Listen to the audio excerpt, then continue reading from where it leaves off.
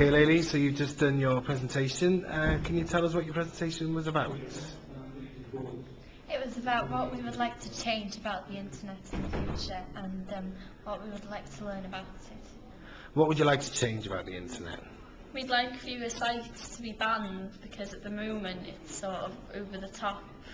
Facebook is banned, the socialising networks are banned, socialising sites are banned, and just everything seems to be getting banned at the moment.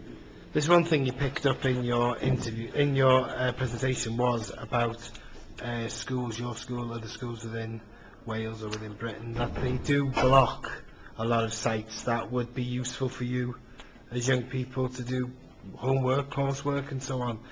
What's your feelings on this? I think that we should be left to make our own mistakes and gather our own experiences, because it isn't fair to just block them and they don't explain to us why. And if I think we could have a proper reason why they were banning these sites, then I think we would have a clearer idea of why to accept them. So at the moment we're sort of like wrapped in competent wool, we can't go here, we can't go there.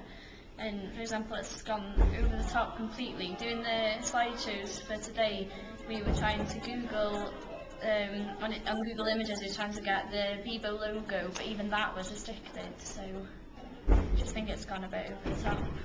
So what you'd like is for schools or authorities to listen to you as young people and let you learn by your own mistakes and enjoy the benefits of the internet. And at least give us a reason and explain to us why the sites are banned, the ones that are banned.